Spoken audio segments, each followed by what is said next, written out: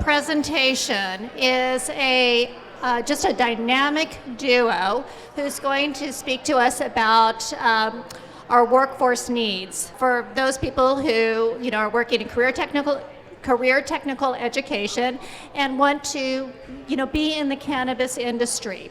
So we have Heather Schlosser, who is the CEO of Lucid Bloom, which is a business solutions company. Heather has extensive experience in regulatory compliance, training, and development. We also have James Fischer, who goes by Jay. He's also with Lucid Bloom. He's a CTO. And his specialty is building scalable cultivation, extraction, and manufacturing facilities. So we're going to let them share out on the workforce needs of the cannabis industry. Thank you both.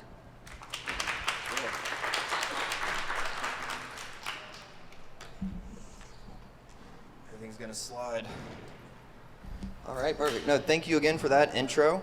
And as I go through everything, we're literally going to be just kind of overviewing all the different sections of the cannabis industry, very similar to all other industries. But anything that pops out, anything that you guys are thinking for a curriculum or something that already exists, you have a question, stop us wherever. I'll be looking for hands if you're interested, because we're going to go through multiple things. So I don't want you to get too much into the weeds and then go back. Same thing for Xavier. Any of those questions you guys want to type out, I'll be looking to him that as they come up, I'll try to tackle them. Because a lot to go over, but again, this is very interactive, and I'm gonna get you guys out of here as soon as possible. Because if you're even, let me make sure I got this right. Yeah. If you are even considering a job in the cannabis industry, you're in the right place. The legalization of medical and recreational marijuana continues to spread rapidly, where the medical and recreational cannabis is already represented in 37 states in America. It's a smart decision to find a place in this industry where you fit, especially as teachers in the curriculum. You're going to be approached by students that have that interest in just either cannabis or in a part of the industry where they will thrive in the cannabis industry. Having the majority of my background in building vertical CBD and THC facilities, one thing is perfectly clear. If you must wear many hats and become flexible to stay ahead in this industry, first you must find what your passion is, or just what you enjoy doing as your starting point. Because then you can move as the industry moves, versus constantly pivoting and trying to catch up as it's changing. Having the ability to learn these skills now would be great to jumpstart that actual entering into the cannabis industry. If a person was to choose cannabis as their profession, California is definitely, the best place to start that journey. As you can see through here, Heather and I, we specialized in, many different sections of the cannabis industry over the last 10 years. And quite literally, you're always going to have to pivot to something else as you master your next skill. It's something that, Steve went over, quite literally over the last decades. It's going to constantly change to where it'll be a new animal in 10 years. Again, I'm going to go through some similar stats just to show just the size of California, knowing that cannabis is nationwide, international, where, I can promise that it is not too late to join this industry, and it's definitely not too early either. As of January of this year, you actually have the U.S. cannabis industry supporting over 400,000 full-time positions. And that's just in, a 33% increase from this last year alone. No, but California, just again, to put perspective into it from, the world down to here, it's actually the largest employer for the in cannabis industry, supporting over $5 billion in sales and over 80,000 jobs in the cannabis industry. And again, just to put it down into perspective, California itself is the largest cannabis market in the world. Canada itself, California is larger than every single territory in Canada combined. And now, I was going to say, When you say 80,000 jobs, is that legal and legacy? That's all legal. All the stats I'm going to be giving are all going to be on the legitimate legal industry, knowing that legacy built this state, knowing that majority of the cannabis business in California is, the traditional market. I'm just going to basically paint the picture for, all of your students coming into this next curriculum, into the next few years. They're going to be entering this market that's only growing, that's only getting bigger, that's only becoming more regulated and legalized, so that it becomes that next step. So that, if you automatically put in a cannabis curriculum where, they're now majoring in cannabis, no one's going to recognize that. They're not going to actually push through it. But being able to train them on the similarities on what the cannabis, actual community needs right now, it's something that a minor in this and this and this, in accounting and compliance, as Heather's going to go through in a second, it's something that they can now plug into not only the cannabis industry in California, but every single state. So that they're able to take this to Michigan, they're able to take it to new states that don't have that legacy behind them, and they're able to now implement that, educational, awareness right out the gate. So it's not that, plug and play, they're not actually, struggling in the beginning, and they're not getting hit by those predatory, I can't curse up here, but those guys that come in knowing that they have that skill set, they have that social equity, and they can take advantage, they immediately are disarmed. If they now come in, they have that team that's educated, that went to college, that know exactly what it's going to look for, especially in California. And that now becomes that prereq where they're going to be able to use that, for the rest of their lives. So again, this is more of a, informative speech, but I'm also going to have a lot of call to action laced in there for you guys specifically. And I'm now going to pass this over to Heather as we go through everything. And again, I love exactly that as an example. As you guys think of something, even if it's small, even something you've been thinking about, or something that we bring up, raise your hands, text Xavier, because we want to address these as we go through, because this is new information for a lot of you guys in certain sections, and we want to make sure we cover that for you. So now I'm going to pass on to Heather, and she will continue informing you as the different parts of the industry. Okay. Thank you. We're going to talk about different types of business models that aren't traditionally thought of in the market. So maybe we can expand your thoughts on the career capabilities today and beyond, because this is a very rapidly growing market. So since 2009, I've had amazing opportunities to work with some of the top cannabis brands in multiple markets across the country, from innovative concentrate producers and pioneer manufacturers in Colorado to trailblazing retail operators here in California and beyond.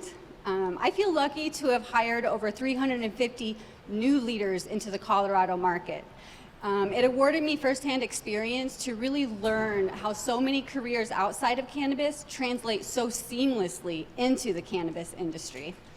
The regulated cannabis industry has advanced so far since I began my journey, but there's something I've always said and still continue to say is we've come so far, but we have so far to go. Although cannabis legalization has rapidly evolved over the last few years with each emerging market across the United States and beyond, it is still very much a young and emerging market. With immeasurable potential for rewarding career opportunities. While many players in the cannabis field continue to advance as professionals in the world of big cannabis, there are a few key areas where cannabis industry will continue to need leaders carrying a useful toolbox in respect to supporting small and big businesses alike. Think bigger. Many people are unaware of just how expansive the diverse skill sets are that make up the workforce in the cannabis industry. The most common understanding is that, hey, people are obviously growing it, people are obviously extracting it, and of course, people are selling it through retail. But what about everything in between? What about what happens before in the planning stage? What about after those key, most recognized types of business models? Unlike many traditional businesses, however, most cannabis businesses are required to also adhere to strict regulations designed by each state, or in some cases, additionally by the cities. Steve touched a little bit on that, about the regulatory compliance being extremely burdensome. That being said, I'll start by talking about compliance as a business. Compliance has created in numerous types of careers just in support of abiding by the law. The necessity to follow regulatory guidelines has created numerous career paths in a world where data and reporting are king. Compliance leaders within the cannabis industry perform roles commonly like Chief Compliance Officer, safety coordinators. Safety coordinators in particular touch things outside of regulatory compliance like OSHA, which is a very common compliance issue across the United States in any industry. Human resources specialist, IT and systems administration, let's see, vice president of marketing, director of licensing, even general counsel. Most of these businesses are acquiring lawyers to help them navigate the language in the law so they can even understand a lot of the often confusing gray languages of how do we operate, what should we be doing, what is legal. Another rising career is analytical lab techs, managers, and owners, being that third-party testing requirements are mandated across all licenses. So I think we're going to see a surge in analytical professionals within this space. And let's see, another type of role that may be held, regarding compliance would be like director of cultivation, which opens up a whole new aspect of business model, which I'll hand off to you to touch on. Yeah, especially with cultivation, again, just to put California in perspective, they registered over 7,000 cultivation licenses already running, and that's dwarfing all of the other U.S. states, where Oregon, the next biggest, is only 1,300. And so now all those licenses aren't running, but they are being, actually registered and, awarded. So it's just showing that if you were to choose on a map your most, highly cultivation business or industry to jump into, it's always going to be California. It's never not going to be California. It's only going to grow in California. And when most people think of cannabis cultivation, they think of a farm in the middle of nowhere with a field of cannabis. This is not what typical cannabis cultivation is like today. Most cultivation centers are actually massive indoor warehouses.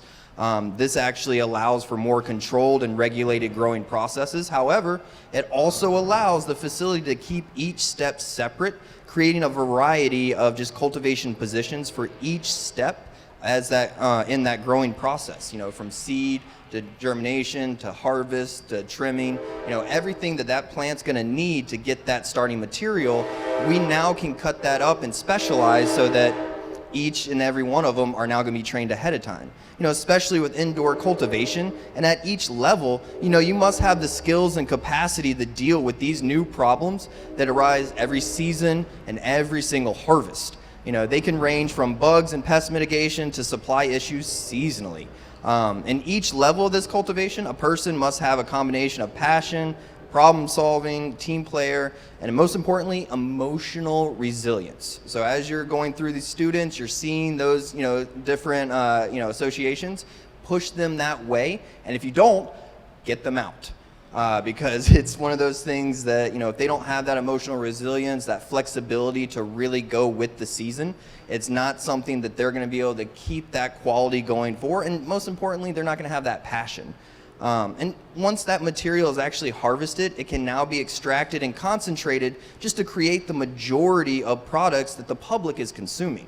Just like Steve touched on, way back when, flower was the majority of how people consumed. Now, when you get the statistics from dispensaries, it's now the minority, where majority of those manufactured, those processed products, vape pens, edibles, gummies, everything that people are going to want, that's only increasing, and it's never stopped increasing since it became more popular, more regulated, and honestly, tastier and easier to consume. At this stage, this is the next stage where we rely heavily on repetition and accuracy with this extraction process, where these skilled workers, in order to maintain the safety and comply with those state and county regulations, they have to have that analytical brain to keep that process going repetitively. Making the final products consistent from an SOP, just a standard operating procedure, requires, strong data management and compliance skills that, having a background utilizing cannabis, chemical, and lab management practices is essential to entering this section of the industry. Now, having this as your starting ingredient, meaning once that oil is extracted, you can now put that into your vape cars. You can put that into your edibles, where it's now regulated down and tested, where you know essentially what your ingredients are. Knowing that plant took 9-10 months to grow, extract, or harvest and be ready, you can now turn, no matter what it is, into that final ingredient based on your extraction processes that is backed heavily by science. And that's one thing that the science is only growing. These guys, like myself, in the traditional market, we're learning how to make that, final product better quality, easier to enjoy, not, killing yourself as far as, eating one edible and you're done for the next 10 hours and you have no idea why. And that's only going to get better. And I literally have already seen some research where, they're going to have those now drinks where you'll fill it in 10 minutes and it'll be gone in an hour. That technology is only getting better, same with edibles. And all that's going to do is allow that non-traditional, consumer to now enjoy the medical benefits. My family, basically my grandmother's the poster child for this, as far as starting her on CBD, getting her on the distillate, getting her on the entourage effect. I'll say the entourage effect is a quick side blurb.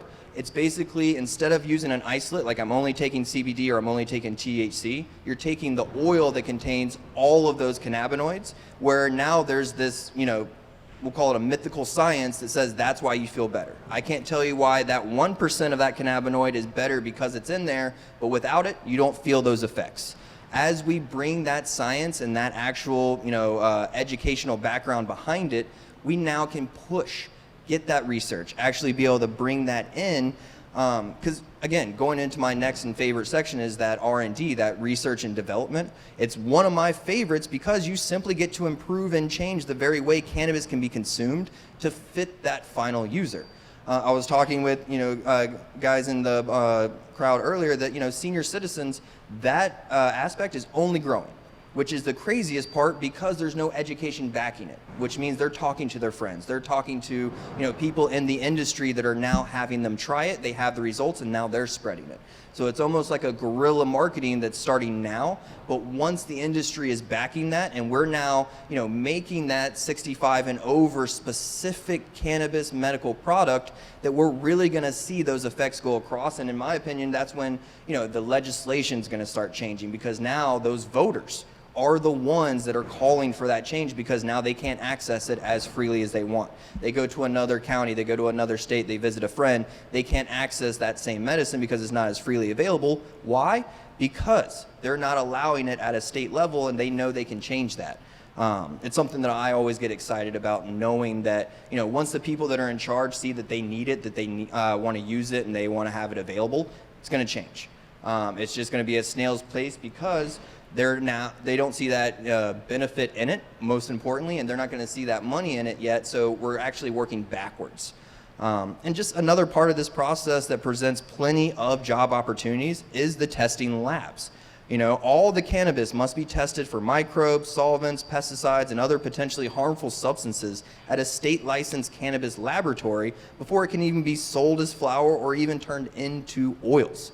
Lab jobs can include director of product development, lab manager, even lab techs, just to name a few. And just since the majority of businesses in this cannabis industry are not vertical meaning that they're actually producing that product, seed the sale themselves, it makes procurement now the backbone for these companies. Having the skills in supply chain, contract negotiations, and purchasing is now essential for these companies to stay competitive and present in this growing industry. And then as we get into manufacturing, literally just in California alone, thousands of products being manufactured and sold every single day. And just with the demand growing every year, the need for these skilled workers has never been greater. Serving one of the largest populations of cannabis consumers guarantees a need for those skilled workers for years to come. For operating machinery, just to, distributing to each of the locations, this section of the industry is constantly moving and changing. With different state and county regulations of each location, like we went over, it's just vital to have that knowledgeable employee to keep the ship running smoothly. I'll now give this back to Heather to go over these next sections of this industry. Thank you. I have a question. Yes, please. And it might have been on the previous slide, but do you see as one of a potential industry? Thank you. Do you see as a potential, of the part of this industry plan, the health or mental health field, and or research and innovation? Honestly, that's the most important part. And that's what I was kind of fumbling about as far as working backwards. If we could start with that medical research, have that done, have it, through the labs and actually proven, and then that's where we start the educational background. That's where I think it should go. Because it's so regulated and federally illegal, all of these, prominently backed research companies, they're not going to touch it. And so it's unfortunate for us, but the same alcohol, cigarette, all those companies that have these high-ranking research companies telling them all these facts, if we could get a foot into there, we already know the results speak for themselves. And so having mental illness, PTSD, all the things that we already know that cannabis helps on a regular basis, all we can do now is have it available for them and hope they find it. Add that educational component. So yes, I 100% back that. I just, unfortunately, until that federal legalization comes down, no one's going to be able to approach it. It's all going to be third party. I don't believe them. He said, she said. We tested 5,000, 5 million, 10 million people, and we got this result. Oh, who did the story? And it's always going to be that roadblock. So, what you're thinking is 100%. And if you guys have that curriculum, have those students that want to, invest in that, that's where I would mostly back them getting that education down and then pursuing it, getting involved. Because once it opens up, they're going to have to start from scratch as soon as that, availability starts. Did that cover that? I love it. And again, keep that coming. I'm enjoying that as we go through. Even if you don't get your hand up or you think about it after we get past the slide, we'll happily go back. And then back to Heather. Thank you. Oh, Sorry about that. no, I again, actually this is just- great. I implore it. So you mentioned the topic of a lab technician. I actually wanted to share I'm a lab technician intern, and I want to encourage your guys as students to browse LinkedIn because I came across that opportunity separate from school. I pursued it on my own behalf. Literally at midnight, I applied for it. 2 hours later, I got a yes, we would love to interview you. So definitely encourage them to look for resources outside because I don't believe I would have gotten this internship opportunity had I approached my Sacramento State staff, only because they aren't educated yet on the opportunities. No, 100%.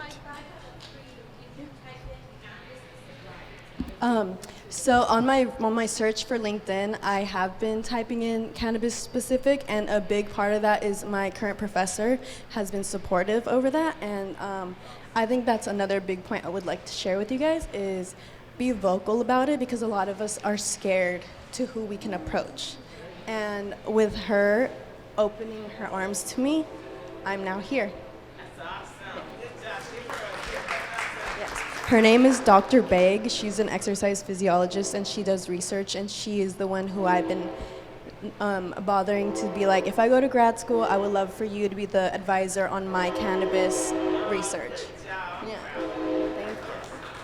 Thank you. That's literally amazing in the sense of we need that to grow, where kind of that underground supports each other, just like Steve was talking with apprenticeship. How I started and how I always implore owners and just people in management and director positions offer that internship, as far as, or internship that doesn't exist, but in cultivations, bring in trimmers, show them top to bottom what you're doing, but give them that minimal responsibility. Same thing for lab techs. I've been through several labs where we would bring in a mountain of college students for packaging, for doing the, just compliance regulatory things while teaching top down. Here's what you do. here's what you won't learn in school, here's what you won't learn from trial and error, here's what I learned last year, and you're basically doing a simple task that's getting you involved in the industry. To kind of address that, there is no platform, there is no forum, there is no Google search that's going to get you that internship, but the state does list all licenses. They do list all manufacturers. They do list all Type 7 licenses and everything that you could get involved in, and their information. And so it always requires more work on the student, the guy, the girl that's trying to get into it. But if you put that work in, 1 out of 5 guys will be like, yes, I would love to educate you. I would love for you to see this. And then you're in. Because once you get that, 6 months in, you work that summer job, you're able to, get that education. That's all the next employer is going to need to put you right into that position. And I always stress, it's just not available. You're not going to be able to find this in this state. You're not going to be able to find it in any state. And a lot of people are scared. Just simply Googling, I want to work in cannabis. Automatically think you're going to be on a list. You're going to stop, and you're not going to, go to that second, third page. But going into, the state's, .gov, getting that list, calling people, it's one of those things that, it's kind of a backdoor way in, but it's a way in. And until we're now regulating that and making it applying to where Indeed has that internship, Indeed has that entry level, looking for 10 people, that's the only way in. But for you guys, for your students, tell them to go harass the local dispensary. Tell them to, call, send an email, get involved in any of the events that we're now doing these educational, because you're going to meet people in the industry that will get you plugged in. Because again, we touched on it earlier, this new generation, they don't know about prohibition. They don't know that you can go to jail tomorrow. They do know it's difficult to get in, but they also don't have that next level of just availability of finding those resources. And so, again, call to action, telling your students you can find this. It is available. They are looking for you. It's going to basically, inspire them to not only get involved, but just get their feet wet. 9 times out of 10, you can go to college for 5 years, get your master's in chemistry, you're ready for formulations, you're making the best things ever. You still have a 2-year backlog of having to learn the cannabis industry before you're able to use that new science into it, versus the guy that's taking the same classes and interning every weekend at a manufacturer. And so, again, love that question. And for all the different educators, just know, every single one of your students that mentions to you that they want to be involved in cannabis, they can't find that job. They can't find that availability. They don't even know what they need. But if they call X amount of dispensaries, X amount of cultivators, X amount of extractors, and again, I'm more passionate about extracting, and I'll always push for that. It's the hardest industry to get into, because it's something that you can't come in and be like, oh, I'll see you on Tuesday. It's something that you have to keep that SOP start to finish every single time, or that final product's wasted. And that final product is what's going to that medical patient, that person that needs it at this strength, not higher, not lower, that trusts in that brand that you're now extracting that for, that it's going to be that stable product every single time. And so cultivation, I love it. Cut my teeth to it. You make the best product. It has the best taste. It has the best terpenes. But once you get into that extraction side, it's just so much more precise that it takes 2 different types of workers. And you don't know you're that type of worker until you intern, until you're in the lab. You can be a trimmer for years and years and years. And I'm ranting on this just because it's coming from, my personal experience. But you could, be a trimmer. You could be growing weed, years and years and years. You have no idea that lab is, going to be your special point, that you're going to have that twinkle in your eye. Anytime I have a new lab technician that we're training, I tell them, if you don't have that twinkle in your eye, we'll find a part of this industry that it will. I actually want to snowball into that with my experience. Suddenly with this cannabis genomics internship, all of my lab classes finally clicked. For some reason, I used to do like my chemistry class, my anatomy and physiology. It was just step by step, do it as they tell you, but I never understood the purpose of it. And then once I got my internship, suddenly all of that, all the dots connected, and I was like, wow, there's a reason behind all the process steps, and like I understand it, because I do DNA extraction. And that could be applied on anything besides cannabis. It's like things like that. Yeah, and you know what that speaks to? It speaks to the power of, it speaks to, first of all, the power of student voice, the importance of educators giving space for student voice, and entering that instruction classroom with the mindset of, I do not know it all, and I will only be as great as my students, right? And the power of that hands-on actual internship to make everything else make sense. And sadly, we've lost a lot of that in the world of education, and I hope it's coming back. I want to say one thing. Yesenia, next time when we have this conference, we are going to invite you to be on our student panel because you have been a great value to this. Absolutely. No, we need those success stories to show that it's real. Like next time there's a student actual educational realm, you need to be fourth and foremost. Sorry, I hope everybody heard that. One more time. No, but absolutely, like, no, as far as having those success stories, they're all over and widespread, but you don't have a voice to put that, other than you posting on your Facebook page. But if we had these events where we're actually, calling now your students, you're telling your students, come to this event, and having her story on top of it, it's going to raise. And then that number's only going to go up. We already know everything in cannabis in California is only going to get bigger, bigger, bigger, more populated, more popular, more popular, more regulated. Now we need to make sure that the workers that are taking care of everything at those bottom layers are consistent, educated. The last thing we want to do is throw everyone at that mix and see what happens, because it's only going to hurt the industry. And now I'm actually going to give it back to Heather, and we're going to run through this real quick. Yeah. I heard we're running short on time, so yes, I love that. And just to touch base on that really fast is, I'm hearing everybody saying, well, we don't know where to go, and how do we get in? Get creative. My answer is you can create that pathway for future leaders. And that was part of my interest in taking part in this talk, is because, yes, I love influencing leaders. I love sharing my experience and talking about how did I get from point A to Z? How did I end up Z when I thought only A, B, and C existed? And with you saying there's a need for this, I don't have solutions, build it.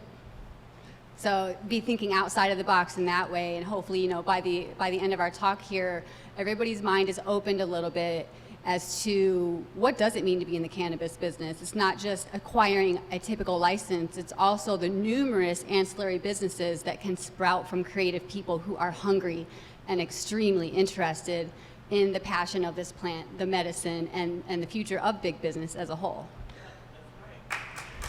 Yes, ma'am.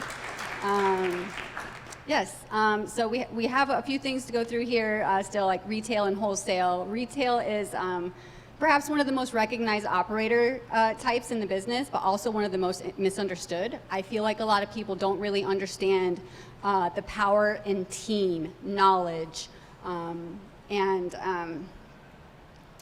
risk mitigation that it takes to operate something so simple as a retail business. In order to excel in these markets, a retail operations team must be comprised with skills like the following: government affairs communications, community engagement, process improvement, merchandising, branding, marketing, data analysis, risk mitigation, employee management, policy creation. These are things that people don't think about when they're looking at the glorified retail storefront, but there is, traditional business behind all of these operations. Retail operations have the most contact with the public, therefore the most risk to mitigate, and the most need for security, in my opinion. Security and product transportation logistics requirements have been outlined by cannabis regulatory agencies and defined everything right down to who's allowed to transport, how we're transporting it, how's it locked up, who is securing everything. So from both of those, security and logistics are other ancillary businesses in themselves: security services, distribution services, things like that. For example, a director of security role in cannabis, they're going to be handling alarm systems administration, extreme government affairs, investigations, security action plans, all highly detailed things that you're going to need extensive training on to be able to understand, especially when it's pertaining to risk mitigation and people's safety. Sales and accounting, it goes without saying, there are innumerous sales opportunities within the cannabis industry due to the thousands of brands that are trying to sell their products. So without saying, if somebody wants to be a sales professional, that's definitely available. And anytime sales is involved, we need a strong accounting department. So that's one of the major things that I think a lot of people probably potentially overlook as far as career capabilities. Within the accounting department, across all types of businesses in cannabis and ancillary, we need people who understand cannabis tax accounting, employee payroll, accounts payable, budgetary forecasting, revenue reporting, and cost control, just to name a few. And yep, marketing. Marketing is literally everything in this competitive market. Number 2, only to compliance, because if you're not compliant, your doors aren't open. Marketing is king.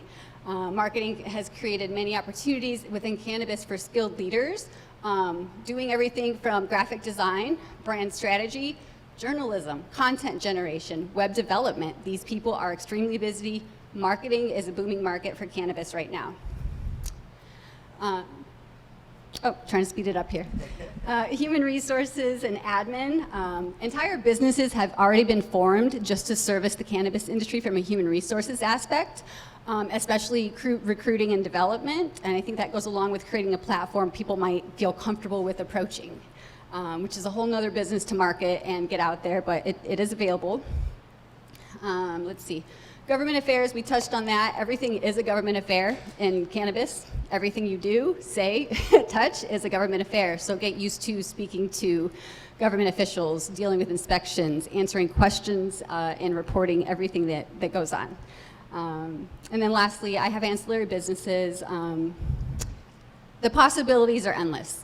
And literally anything you can come up with and support out of the most creative corner of your mind can apply to cannabis. One of the most popular things, ancillary businesses in cannabis, I would say, is hospitality management, event management. Events are becoming more and more popular, just like we're all gathered here today. So people can use their skills in that realm. Also, media outlets, educational and consultative services, those are all businesses that are expanding within the market. And yeah, do you want to hit these? Well, I was going to say, I was going to end with some facts and some stats just to, again, put it in perspective, but I'm going to get us out of here quick so that we can do that mix and mingle, ask questions, get everything done. But, just to give a quick overview, there's already 18 states poised to become rec or medical cannabis in the next 10 years, and they're going to be brand new. They don't have that legacy. They don't have those previous, farmers that show them where it's going. So we need the education now so that they're now being employed. And then, the last one is just the cannabis industry could be over $100 billion in American revenue by the end of this year, and already slated for $155 billion by the end of 2026. So again, this isn't going anywhere. It's only getting bigger. It's only getting more regulated. And so we need those educated workers, from you guys. Again, call to action. So that when they start this out, not only does the business rise, but the quality and the, actual product itself rises with it. So again, thank you guys for your time. Feel free to reach out to us, Heather or I, at our Lucid Bloom emails. We're also going to be available after this for any and all questions. And I enjoyed this interactiveness. I hope we got some, guys thinking. And again, tell your students everything. Thank you. Can you give them a round of applause? Oh, and then, So we have time for about 3 questions. I know there were some questions and comments that were already posed, but does anyone have any question for our presenters today? Yes. Hi, you guys are talking about job placement in the industry, and I was just wondering, how do you feel like we can focus on social equity as we're trying to get these jobs? How can we place Black and brown people in C-suite positions so that those who have been incarcerated by the war on drugs are prioritized in this industry? as far as just getting involved or actually including themselves in the industry? Well, more so prioritizing them. Gotcha. In not just prioritizing them. I'm not finished. Prioritizing them so that they have opportunity as far as ownership goes and being placed in C-suite positions such as CEO, things of that nature. No, and absolutely, and especially with the restrictions that are decades old to this point, it's only stopping them. And so again, it's the only thing that's going to change is from the legislation down, where kind of like in New York, where they're saying you can have a license if you had that charge, but then adding that caveat that's now still, cutting out the minorities that aren't allowed in. And so there's no, clear-cut way of having that down other than the legislation's changing from the top down for those, CEO, for those licenses, for those things that they're now restricted on. The only thing that I can, suggest is that, same call to action of get involved in the industry from the bottom up, get that, social equity, get that actual standing behind, and then hopefully the industry changes around us.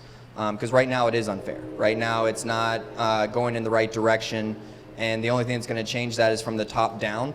And so, basically get involved in any way, shape, or form you can. If you can't get a license because you have a previous charge, if you can't, be involved in this county because, you have something restricting you, it's the worst advice ever, but move, get to where you can, and get involved. Because, again, as of right now, it is unfair.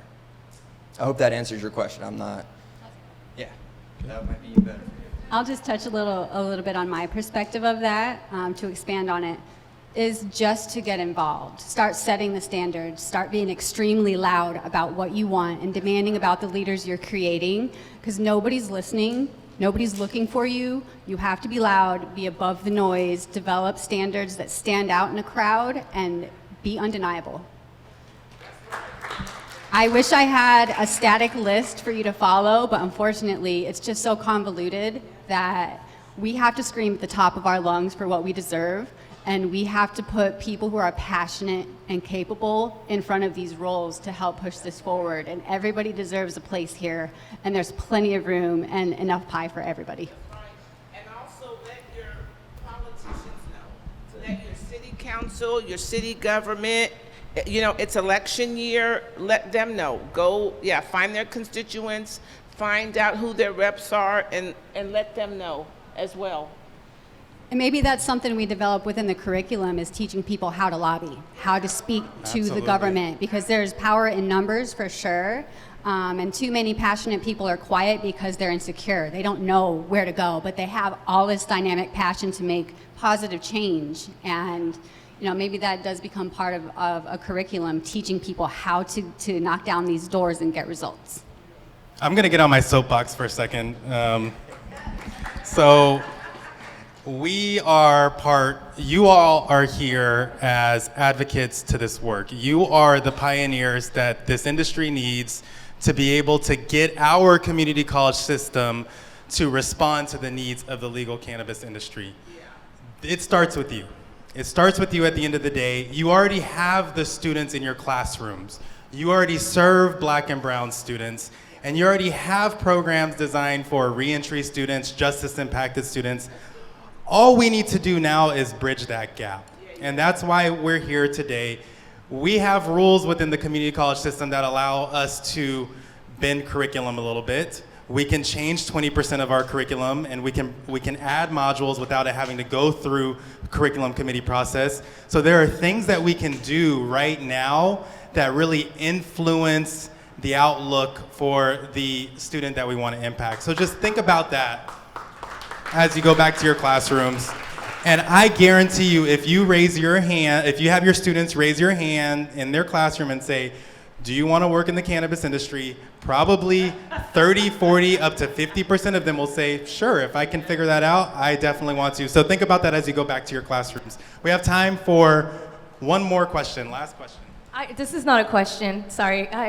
So with our program, we actually originally got our funding for our program because we were coming back from COVID. We had a culinary program we were teaching, right, for reentry.